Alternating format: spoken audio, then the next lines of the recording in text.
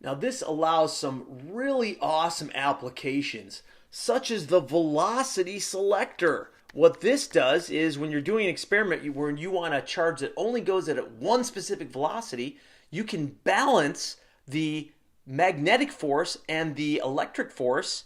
Once they're equal, the particle will just go in a straight line, but it depends on the velocity. So you can pick whatever velocity you want to have. See WebAssign for a problem regarding that. It's simply velocity selector just balances the electric force in one direction, the magnetic force in the other direction. When those are equal, particle will be undeflected. It'll just go right through, depending on the velocity of the particle.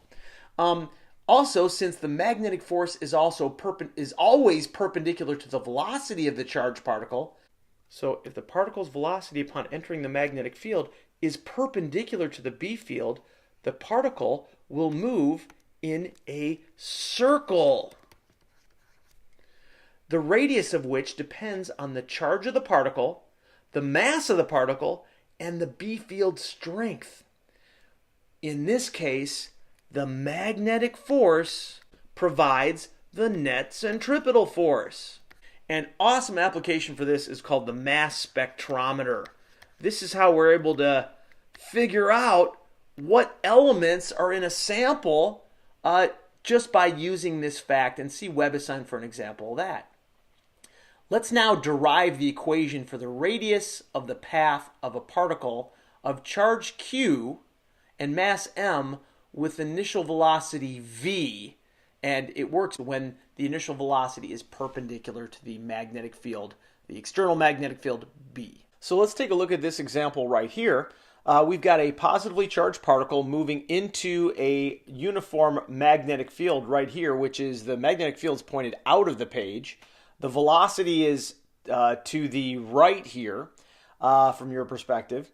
And let's use the right-hand rule to figure out which way the force on this particle would be. So I'm going to try to do this from your perspective. The velocity is this way, and the magnetic field is going out of the page towards you, so the force will be down.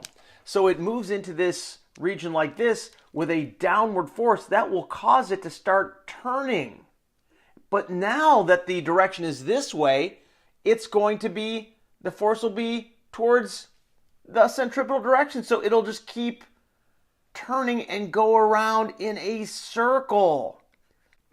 Because you can see the force will always be perpendicular to the velocity. So when it's going this way, the force is this way. When it's going this way, the force is this way. When it's going this way, the force is this way, etc., such that the magnetic force is always providing a centripetal force.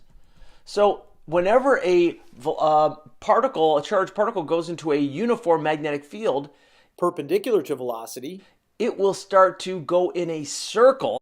So this allows us to do a lot of really cool applications. Let's do a little bit more math first before we jump into the applications though. So since QVB is the magnetic force, we can just set the magnetic force FB equal to the centripetal force. Thus, we have QVB equaling mv squared over r. So the first thing I'm going to do is I'm just going to solve for r. And we'll see that depending on its mass, velocity, and magnetic field, different particles will have different radii of curvature. Solving for r, we get r equals mv squared over qvb, and then just canceling one of the v's here, we get r equals mv over qb. And this right here is the radius of curvature of a moving charged particle that enters this field B. If it's got charge q and velocity v, and again, this does depend on the velocity being perpendicular to the magnetic field, you will get a specific radius. And this allows us to create something called a mass spectrometer. If we know the speed of a particle entering a magnetic field region, then it will have a very specific radius of curvature, and it will hit a screen or detector at a very specific spot, as long as we put it in a very specific spot. And this allows us to figure out the mass of whatever charged particles are in there. And if we don't know what charged particles are in there, we can figure it out with this thing.